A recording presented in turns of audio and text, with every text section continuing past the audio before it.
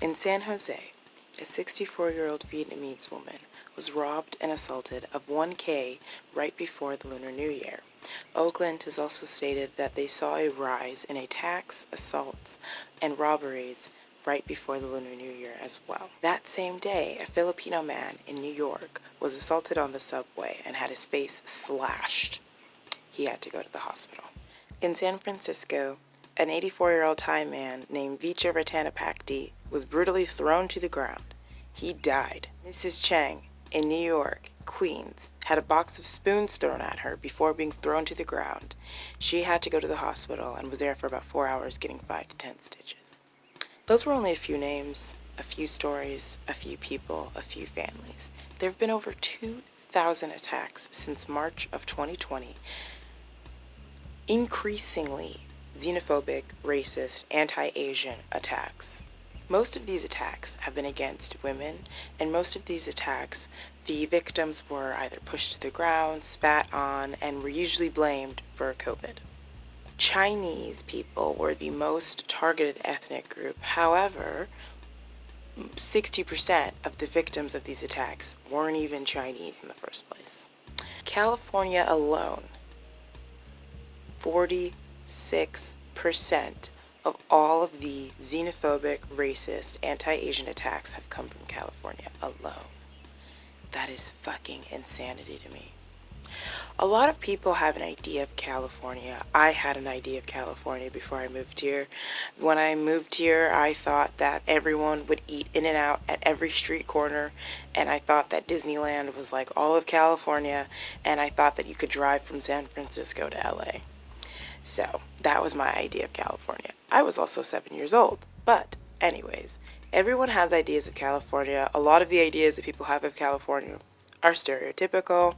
What a lot of people don't know are two things. Number one, what a lot of people don't know is just like California has a rich and deep historical Mexican culture, there is also an historical and rich Asian culture that exists within California as well.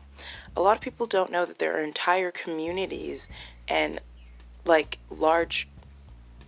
talking large cities, okay, with primarily Asian people. I mean, you go into these places and everything's in Vietnamese or Korean. Personally, I've always loved diversity. I've always loved living with people and in communities of different cultures and customs. I feel like that's how you learn and grow about the world. And the second thing a lot of people don't know about California, which is my next point, is there's a lot of racism here. A lot of people think that California is just a bunch of hippie, vegan liberals, and yes, while those people do exist, there's also a lot of racism here. I happen to come from a very racist California county here in SoCal, and a lot of these attacks have taken place in this county, so it's just unfortunate. And the reason I'm making this video is because this is an issue that I've been aware of since March of 2020. I worked in an predominantly Asian community at the beginning of COVID-19. And even before COVID-19, I heard a lot of racist bullshit and rhetoric. But when COVID-19 started, oh my fucking God, I can't even express to you the amount of bullshit that I would hear on a day-to-day basis. It was absolutely disgusting. When I say the word Asian, you probably think of a very specific kind of person. That is something that a lot of Americans fall victim to. When Americans hear the word Asian, we think Chinese, Japanese, maybe Korean. We don't think about the other dozens of countries that exist within Asia. And this is a problem. This is a problem because a lot of these attacks, yes, they're rooted in things like sexism, xenophobia, racism, but you also have a lot of Islamophobia here at play, okay? And that's something that people aren't addressing as well. There's a lot of Islamophobia at play, okay? So This video I've been sitting with for a while. My patrons will know this, but I actually tried to film this video and I fucking hated it. I hated it so much. I hated it because I realized that I was talking about these issues like really casually, and I was talking about these issues in a way that I just assumed that everyone who was watching would know what I'm talking about. Because of my experience, you know, growing up and living around these communities that I have, these aren't new ideas to me, but that's not fair to treat it like it's not new ideas to you who could be watching. And I didn't like how simplified the video was. I'm expecting this video to be a little bit longer. It is what it is. I'm addressing a lot of really serious things in this video, and I want to talk about it in the way that I want to talk about it. We need to be allies to the Asian community at this moment. We need to stop denying the existence of anti-Asian racism and anti-Asian rhetoric within this country, and we need to listen and amplify Asian voices during this time, because these attacks are happening and not too many people are actually speaking out against it. And that's another reason why I really wanted to make this video, was because for me, I've been paying attention to these attacks and I've been seeing the increasing number, and it's worrisome, especially because, like I said, I live in a predominantly Asian community, and so I've seen it. Like I've heard the attacks. I've heard people say shit like in front of me. So for me, this isn't news, but it's really important that for everyone else this also becomes common knowledge, because I've seen a lot of people be like, why do people hate Asian people so much? Why are all these attacks happening? Well, there's a lot of reasons, okay? And we're gonna get into it. Before I get into the main topic of this video, there's sort of a subtopic that is also connected to this topic that I feel like I especially just have to address, okay? And that is, okay, for the remainder of this video, I'm going to be saying POC. I know that the majority of people say POC. I don't say that. I say POC.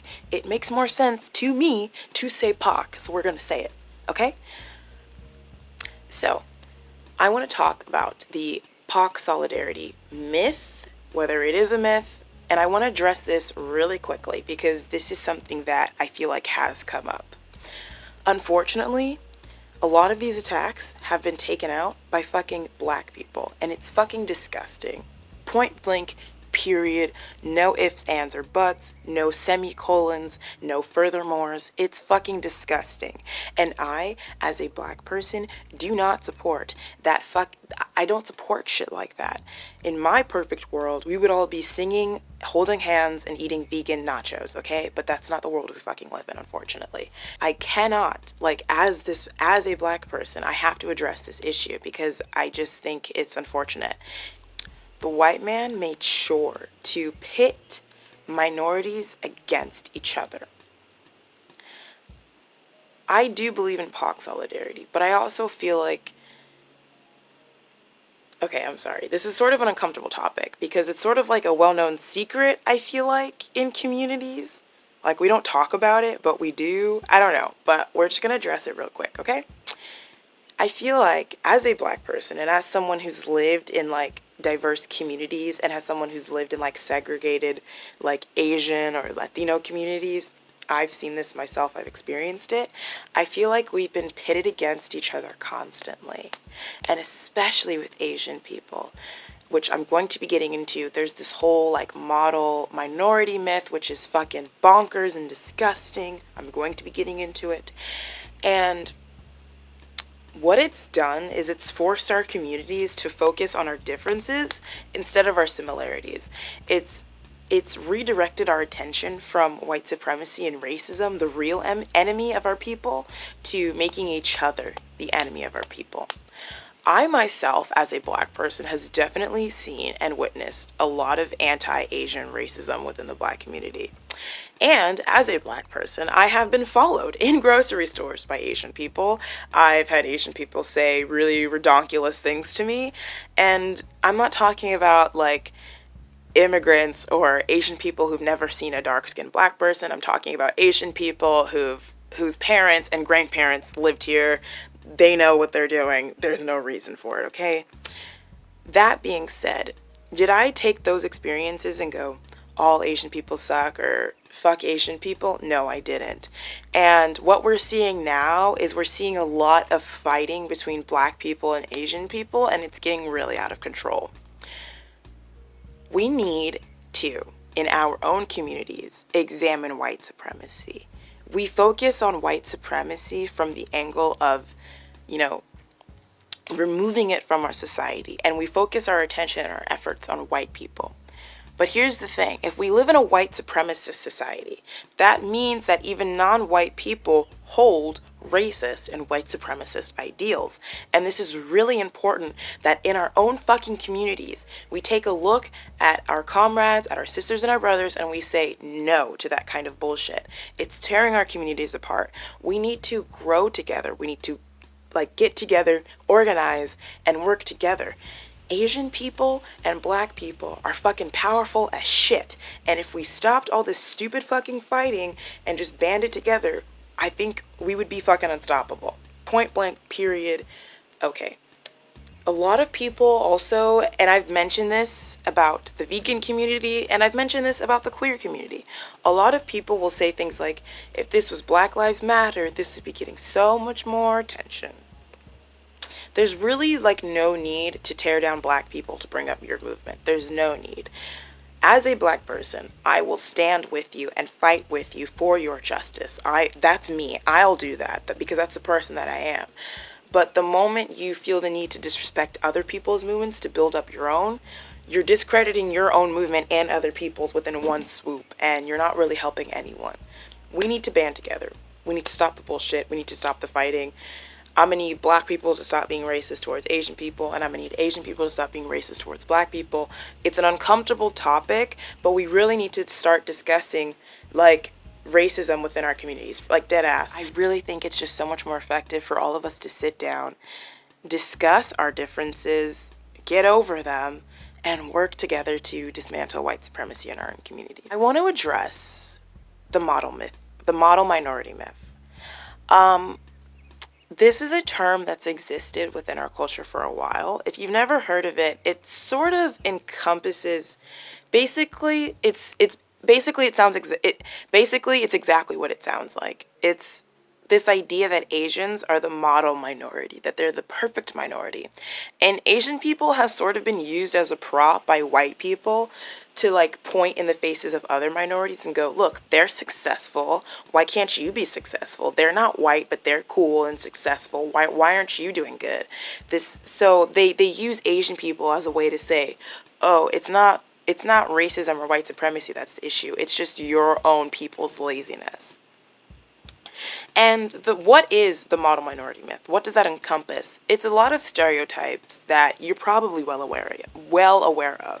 Stereotypes like Asian people get good grades, Asian people are very humble and meek, they're very career focused and driven, they're the perfect immigrant. And on the surface level, these all seem like really good attributes to have, so it doesn't seem like something sinister or evil. But what it does is, number one, it creates this impossible standard for Asian people to achieve. And if an Asian person comes any short of that standard, they're ridiculed by society. They're called weird, and it's just not right. And it's not cool to have to live up to this idea in order to be the race that you're born as. That doesn't make any fucking sense. Also, I want to say that the whole model minority myth, in my opinion, is also another tool of capitalism. It's this idea that if you work hard and if you work and you work and you work, you'll have success, and that all poor people are just lazy and they're poor because they refuse to get themselves out of poverty. That's not true. That's just simply not true. That's just not how it be. Poor people, immigrants, hardest fucking working people you'll ever meet. Dead ass, point blank, period. I don't know how to tell it to you any other kind of way. Poor people stay poor because it's really, really expensive to not be poor. How do you not, what's not computing?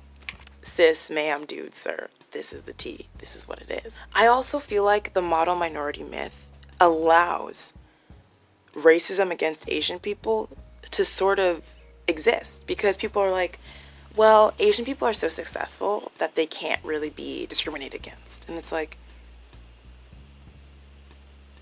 okay, that makes no sense, but all right. Literally makes no sense, sis. What you just said was fucking stupid as shit, okay? Okay, next I want to address America's history of xenophobia and anti-Asian racism. Let's look at the Yellow Peril. Sorry, I hate saying that. Anyways, child, the Yellow Peril is this sort of idea of fearing the East Asian person that's gonna come and steal your woman and work hard and steal your land and steal your profits. That's sort of the idea. And it's disgusting. However, it's definitely a tool that's been used within America. Hello, Pearl Harbor. Hello, Japanese prison camps. Hello, hello.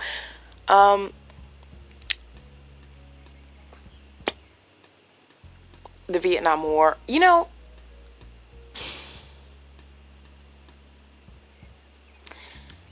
I think I was five. I think I was 5 or 6 when I realized that our government lies to us, because I remember, like, I was really young. I don't know how old I was, but I remember coming home from school with like Thanksgiving coloring pages, and my mom was like infuriated, and she sat me down and like told me the whole truth of like Native Americans.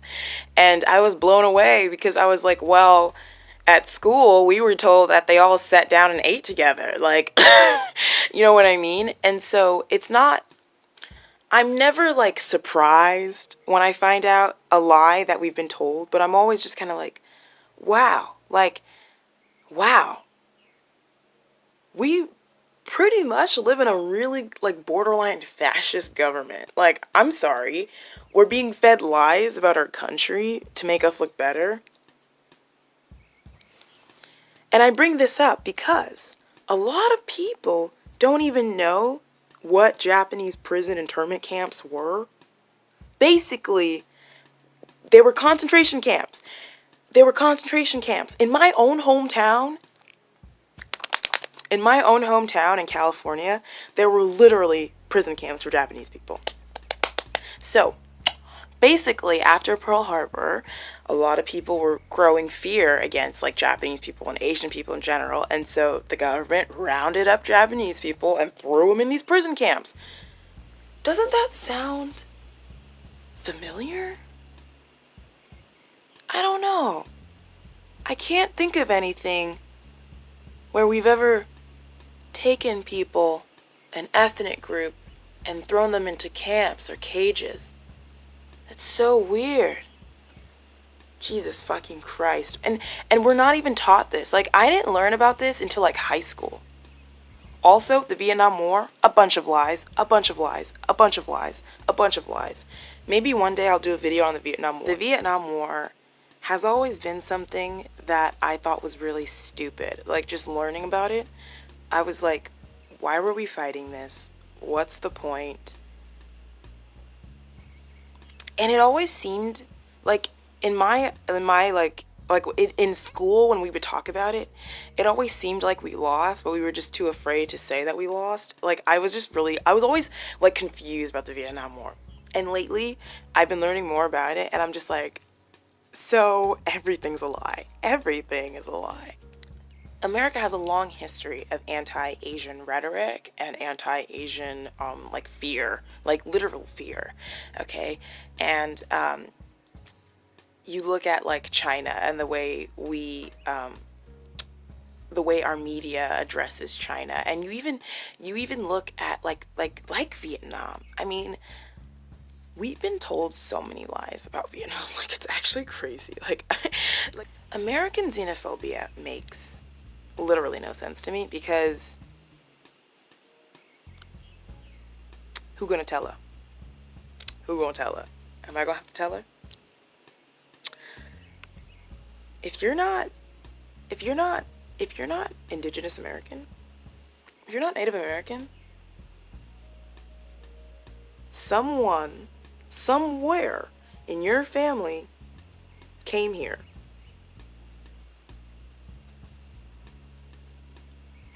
whether they came willingly or not. They got here. They're here. And you're here. So you being anti-immigrant, you're being anti-you. Like, also, one of the reasons why we've seen the rise of like xenophobia and anti-Asian attacks is because of Donald Trump. It's because of COVID. It's 1000%. 1000%. Like dead ass. There's just no other reason. The Kung flu and the China virus, you don't think that his words affect people? You had the president of a country like getting in front of the cameras being like blatantly racist like every day for like months, and you don't think that that's going to do something to people? What? Also, like, the irony of you being racist to Asian people and telling them to go back to their country when most Asian countries have handled COVID way better than we have, okay? Literally China handled COVID better than we did. Literally. But I'm just saying, like, they handled COVID better than we did. So what's the tea? Sis, we need to do a few things. Number one, we need to examine and dismantle white supremacy, for real. In our own lives, in our own behaviors, in our own thoughts. We need to constantly be challenging our thoughts. Number two, Americans especially, we need to start questioning the source. We need to start listening to non-American voices as well, because we've been fed a lot of lies about a lot of countries. And I mean, there's literally so many other countries than just China, Korea, Japan.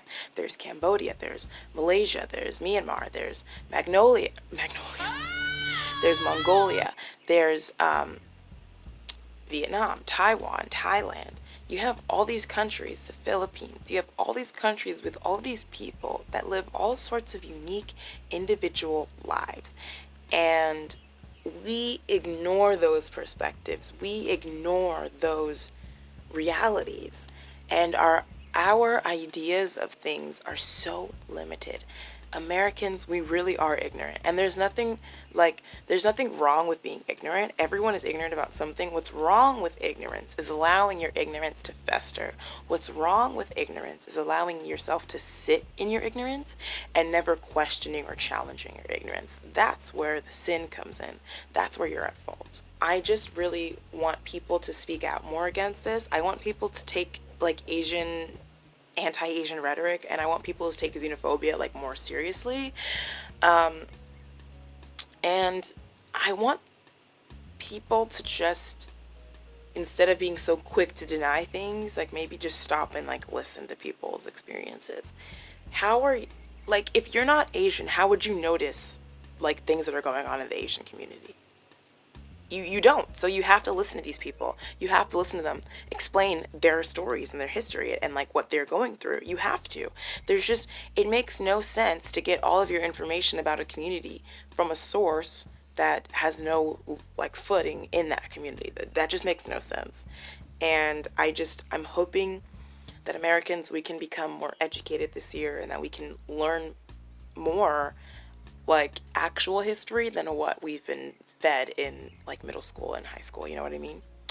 That is the end of this video.